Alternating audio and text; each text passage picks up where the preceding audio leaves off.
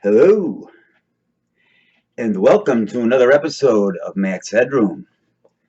Um, yeah, I think those sounds are somewhat metaphorical to what I want to talk about today.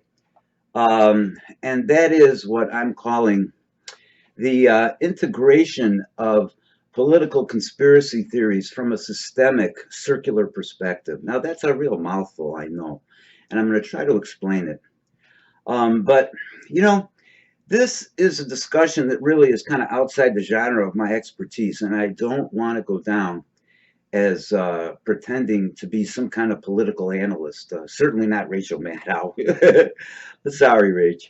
Uh, but it's funny. I was always a bad student. Even when I was a good student, I had to work harder to be a good student than most people did. So school was not a very fun experience for me, even though I went on to graduate school and all that stuff. But one time in the fifth grade, I was actually in a special classroom. I had learning disabilities and a little dyslexia and stuff. And one time when I was in fifth grade, a really wonderful teacher who had a very unique perspective, and I was in this like special class with like all these kids that they threw together under this notion of they used to call tracking, where they would put like kids with similar kinds of strengths and problems in the same classroom. And this was like a circus, this classroom. And this poor teacher, boy, he had his hands full, let me tell you. Some of the people went on to be doctors and surgeons and stuff. And, I think one person died. I don't know. But it was a real plethora of various symptoms and a misguided attempt to try to, I don't know, universalize the experience of kids that have problems with learning in school in the fifth grade, which is a long time ago. I'm 66, okay? But this one teacher came up to me one time, and he really inspired me to try harder than I had been, because despite some of the problems that I had, I also would tend to give up and feel kind of fruitless because math didn't make a lot of sense to me. Spelling just didn't register well. Reading was a problem. But he came up to me one day, just out of the blue, and just said to me, "Mac, I must have said something. I don't even know what it was." And he said, "Mac, you know what? You have this real strength that may not make sense right now, but I want you to try to remember it forever because it's really important." I thought, "Oh, am I going to get in trouble or something?" I didn't get it. And he said to me, "You see things in patterns." He says, "That's a really good strength." He says, "You see things in relationship to one another." And I'm not sure he put it that way. But I felt really good. Boy, it was the first time I ever got complimented by a teacher. In comparison to my third grade experience of being, ritualistically put up in front of the blackboard and ridiculed by a Nazi sadistic teacher I had. Um, but he said, "You see things in patterns." And it took, I don't know, 34 years to really understand what he meant by that. Because look what I ended up doing. I mean, I became a family therapist, which you have to see things in patterns in order to do family therapy. Otherwise, you're just doing individual therapy with a bunch of people in the same family. So, with that in mind, I want to try to discuss this really insane, crazy plethora of, I guess, at this point, you have to call them conspiracy theories, although I think they're loaded with truth.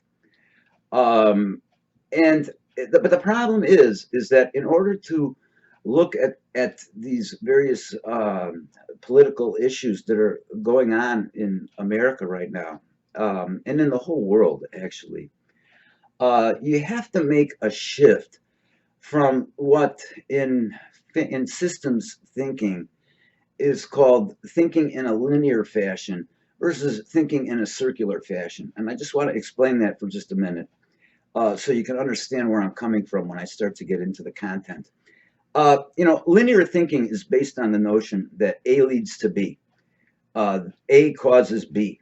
There's bad guys and they cause bad things. And circular thinking is more of a patterned type of thinking, which means it looks at causality of whatever you're talking about in a relationship to one another. So in other words, instead of A causing B, what circular thinking does is it starts to get you to think like A leads to B, which leads to C, which leads to D, which leads to E, which leads back to A. You follow? And when you can start to think in a circular fashion, you begin to see the forest for the trees. I think I said that right. And I think when you're thinking in a linear fashion, you're only seeing the trees in isolation. Okay, so I hope that explains things. Because what I want to try to do is put together a puzzle of various occurrences that have been happening politically, most recently, say in the last 4 years probably. And I want to try to put it into a cohesive circular like formula, sort of, to try to explain what I think is really the conspiracy theories of all conspiracy theories, although I think it's not really a conspiracy theory. I think it's the conspiracy of all conspiracies. And we all participate in it in one way or another. But like I said, I'm not a political analyst. And I'm just someone who sees things in patterns. And I want to try to share some of those patterns with you in trying to make some unfortunate and disarming sense of some of the individual trees that the media and everybody else has been focusing on and really not seeing the forest as a consequence. Okay? So, there's all kinds of shit happening. I did a whole tape on that. I mean, it's insanity. I mean, there's everything you think of. I mean, there's the Trump impeachment. There's the Jeffrey Epstein thing. There's the election rigging that happened in 2000. What was it? Whatever, when Trump was elected. There's this Ukrainian crisis. There's just all kinds of crazy shit. The Republicans are refusing to obey the law in not attending, subpoenas that they're asked to do. I mean, how can you get away with that shit? It's crazy. It's just this giant mass of insanity, especially when you just look at the individual parts in a linear fashion. I mean, it could be really insanity driving. Look at that. I just gasped a little bit. But I'm going to give it a shot and try to explain how I see this more as a very cohesive whole.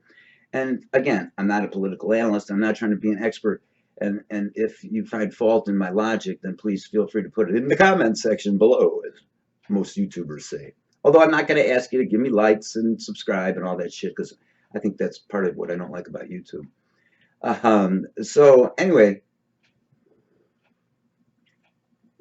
I'm going to try to do this here. Let's see if we can make some sense out of it. First of all, if you go back to when Trump was elected, who was lucky? I don't know.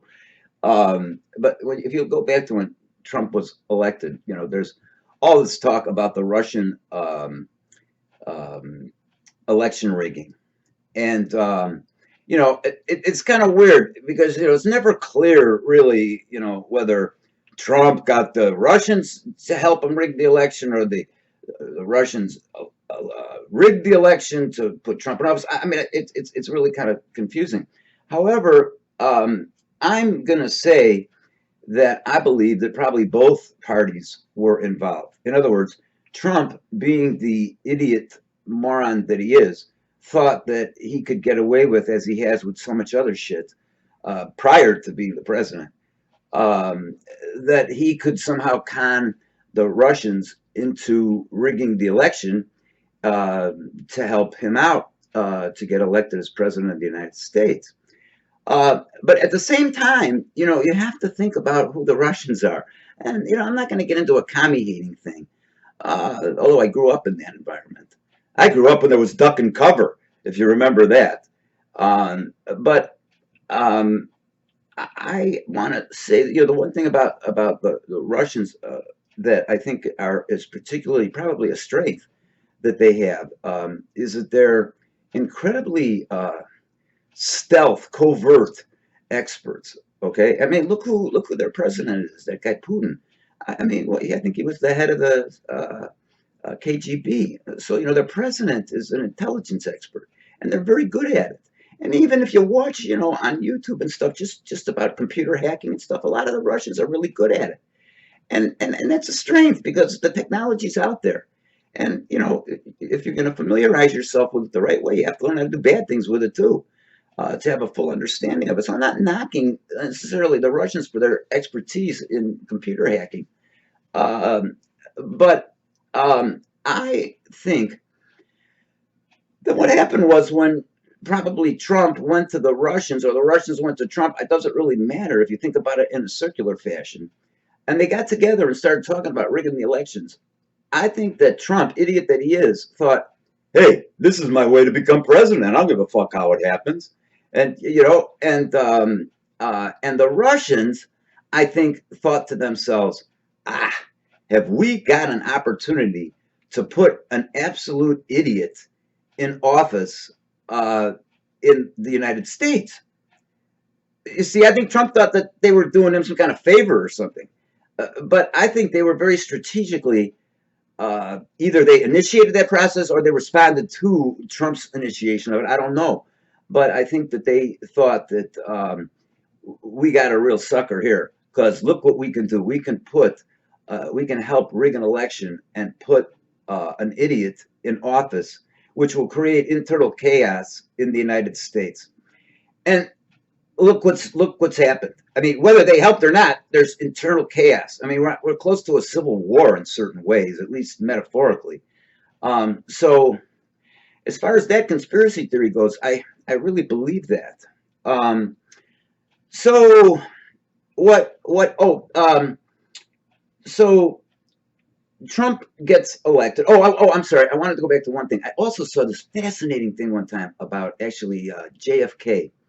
And when Nikita Khrushchev made a total ass out of him because he found out that Kennedy was taking methamphetamine injections, and he knew about it. And so what he purposely did was he went to a meeting and showed up like 4 hours late, knowing that Kennedy's shot of methamphetamine that was given by this guy who was deemed Dr. Feelgood. This is not a conspiracy, I don't believe.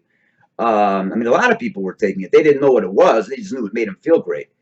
And made them, leap tall buildings in a single bound, a la Superman. But, Nikita Khrushchev was strategic enough to actually stall the meeting so that the effects of the methamphetamine began to wear off. And so he knew he would have to take another shot, which might put him in a toxic sort of position where he'd start looking like an idiot, which is exactly what he did.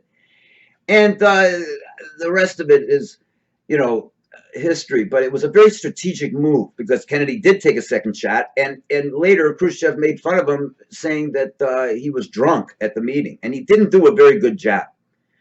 And so just keeping that in mind as how strategic the Russian intelligence can be, why is there such a far notion that either Trump went to them or they went to him or somehow they got together? But in Trump's head, he says, "Oh, I'm going to win the election. That's all I care about." He's the guy who also is like incredibly in debt, but yet feels rich. So he's just an illusion. So, he doesn't really care. And I think the Russians saw a great opportunity to create internal chaos by putting in a total jerk who was going to rock the boat and split the country and make us vulnerable. Okay? So then what happens? Trump does get elected. Even before the election, there was already chaos starting because Trump was such a moron. And what happened, I think, as a consequence of that, if you move circularly, okay, the president gets elected with the conspiracy between the Russians and Trump, right? Trump gets elected, and what happens? Exactly what I think the Russians thought was going to happen, which was, there'd be internal chaos, right? But another thing happened that I think was really disastrous. And I think that the Russians probably had it in their deck of cards that this would be an occurrence. That if, consequence, that if Trump was elected, America would lose a great deal of international respect, which is exactly what's happened. Okay? I mean, that's the worst part about Trump as far as I'm concerned. Yes, he's a racist, he's a Nazi, he's this, he's that. He's a control freak, he's a who knows what the fuck else he is. He's a moron. But the fact is then I think, again, you can look at the little individual parts, and say, oh, this is bad that Trump does, or this is bad that Trump does, or this is bad that Trump does. But the sum total is really more that we have lost an incredible amount of dignity and respect in the international scene. And I think that goes for our allies too. I still don't think they like us. And I'll tell you something else. I hope nobody dislikes me for saying this, but envy and jealousy is just a normal um, uh, consequence of being a human being, and therefore part of the mammalian species. It's a normal drive. And so if you think about it, the America has been sort of in the lead for a real long time. And although we've helped a lot of people are also very dependent on us. And I think there's only so long that someone can be dependent on another person until you either get incredibly envious or incredibly angry at them. So so Trump being helped to be elected into office, again, you start thinking circularly, was a brilliant strategy to not only fuck up the country internally, but also to take the countries who may envy us or may be tired of being dependent on us or feel manipulated by us or jealous or whatever, to then start destroying America's external reliability in the world at large. Okay? And that's exactly what happened. I mean, I had friends from other countries when I used to be into Facebook, which I no longer participate in. But they were saying things like, Trump this and Trump that, and you guys are so crazy, and what's wrong with you, and blah blah blah. And that would get into, and you let people have guns, and so America is not, a very well respected place. We just have power, and power I don't think is a way to get respect. I think dignity is, and ethics are, and stuff like that. But I don't think power is a way to gain respect. So that's the only thing we have really is power at this point. And other countries, I think, get tired of being dependent on another country for so long. I mean, there's just so long you can take it until you start to get jealous or hostile or whatever. You don't like it. Okay, now let's shift to another tree in the forest. Okay, and that's my favorite, which is the Jeff Epstein phenomena. Um, you know, Again, it's considered a conspiracy theory, but I think it's pretty clear. I mean, all these things don't happen so coincidentally. Like cameras not working, and the guards falling asleep, and let's face it, maybe you can call me a radical, but the way I see it, Jeff Epstein was the pimp of the politicians, and I think it's bipartisan. I think Trump was involved with them. Clinton was involved with them. I mean, they all were involved with it. That's all part of what we would call the rich and famous. Because you can go to England and see the same kind of shit. Look, there's Prince Philip's involved in this whole thing. But there's something very important about the Jeff Epstein thing, in addition to the victims that he created. And that is that in my business of being a family therapist, I would call the Jeff Epstein incident an isomorph. That means equivalent to the structure, like a metaphor for a lot of world problems, period, that involves bipartisan involvement, and it also involves international involvement. Because, you can't start talking about like pedophilia on an organized level without looking, for instance, at Jimmy Savile from England, or in this case, again, Prince Philip, or, who knows what the fuck else is going on in other countries like the Philippines, where parents are selling their kids to improve the quality of life.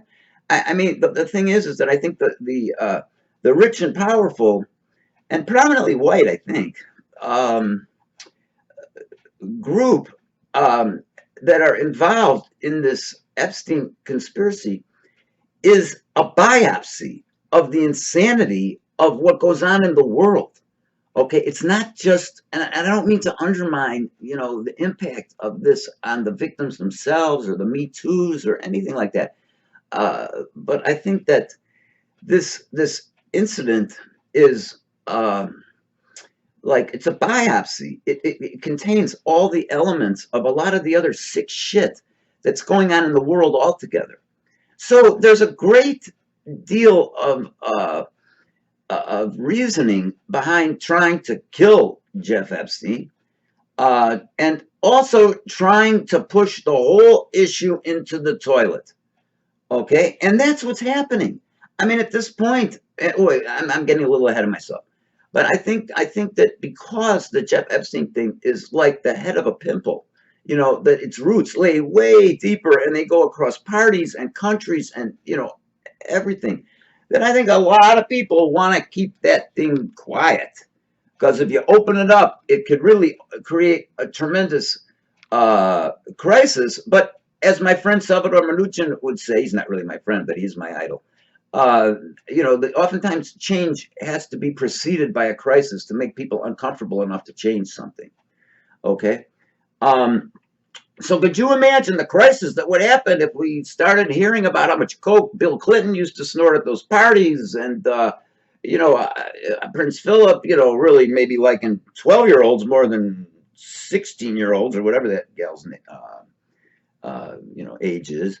And we start finding out about, all this crazy shit. Like, how did Jeff Epstein get his money? Well, he got it from the ruling class, from that idiot from Victoria's Secret. I mean, he's no hedge fund genius. He's just a pimp. That's all he was. Him and Maxwell, they were just a couple of pimps for the rich and famous. And then they built a fancy island where they could get away and do it and blah, blah, blah. You all know that, okay? But here's the catch. As the Jeff Epstein thing is coming to a crisis, and every piece of media is commenting on it, right? In addition to independents like Sean Atwood, particularly, who's done a wonderful job, I think, with that whole thing. What occurs, like, right on the heels of this investigation, after the murder of Jeff Epstein, right? And they're starting to debate, well, it can't really be murder because of the hyoid bone and this and that. What happens? Think about it. What happens? The impeachment crisis comes up, which I think the Russians originally knew was going to happen when they backed Trump in rigging the election to begin with. So now we've got this impeachment crisis, right? The impeachment crisis starts to cause a partisan split, okay, which creates more chaos in the United States, which then again, in a circular fashion, makes our image look like shit to other countries, even those that are our allies. And with the impeachment crisis, comes all kinds of crazy acting out, like these people who are being subpoenaed into like a federal presidential investigation, stonewalling it. Could you imagine if a poor black guy on the south side of Chicago ignored a subpoena?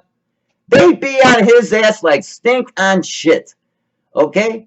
But with President Trump and this crazy political system we have in this country, the powerful people can just decide not to respond to a presidential impeachment subpoena. Craziest shit I've ever heard in my life. Okay? But notice what happens. As I start to talk about that, you can see my emotions start to rise, right? Well, as my emotions start to rise about that, and the countries do as well, what happens to Jeff Epstein? It gets pushed to the back. It gets pushed to the back. And then the isomorph, as I mentioned before, or the biopsy of many of the world's problems that involve the rich, famous, and probably mostly white, gets pushed aside. Isn't that convenient? So now again, we're looking at the trees and not the forest, because the impeachment is just a tree. It's just a part of the whole. And yeah, I really do hope that President Trump gets impeached and not unelected, whatever you'd say, because I think we have an obligation to reestablish ourselves with other countries as having some, as we say in Yiddish, sechel, some sense. We look like a bunch of assholes. And the only reason people are nice to us anymore is just because they're dependent on certain things we have that they don't, and that they resent being in that position over, you see. So, I'm not saying don't make a big deal out of the impeachment thing, but I'm saying if you just looked at this from a circular fashion, we've moved so far from the election rigging and the intentions involved on the Russians and on Trump's behalf for wanting the election rigged to Trump getting elected, creating a internal crisis, which also had external ramifications because we lost our reputation. Basically, I'm not proud to be an American if I was in another country. I don't think so.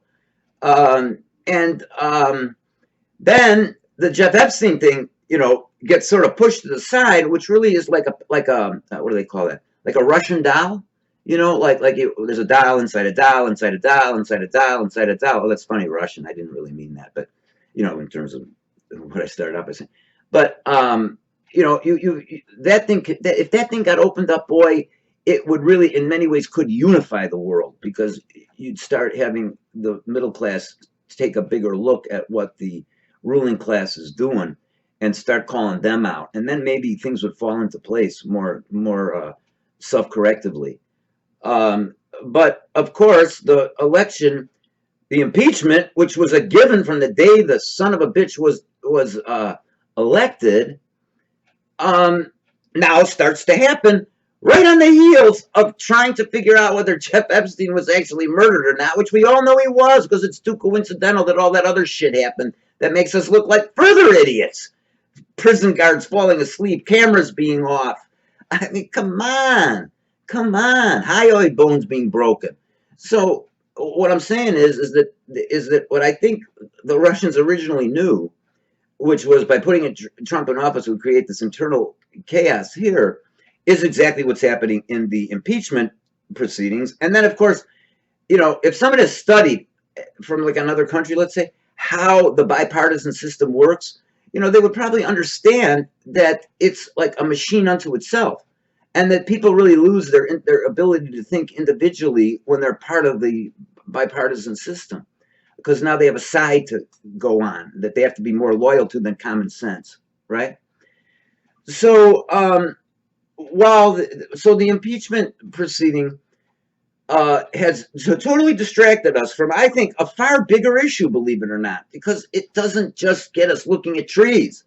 The Jeff Epstein thing forces us to look at the forest, but the presidential election just gets us to look at the trees. Did Trump do it or not? And with the Ukrainian crisis, I actually forgot to mention that. But of course, this Ukrainian crisis and the whistleblower and all this other bullshit. I don't mean it's bullshit, but I mean, it's another crisis that Trump created in attempting again to rig an election, right? So he's always in character. He tried it with the Russians, and the Russians took advantage of that opportunity. And now I'm not casting anything negative about the Ukraine. I don't know. I'm very confused about that whole thing because nobody's ever heard the Ukrainian president come out and talk yet. And so I don't really know where that whole thing is at.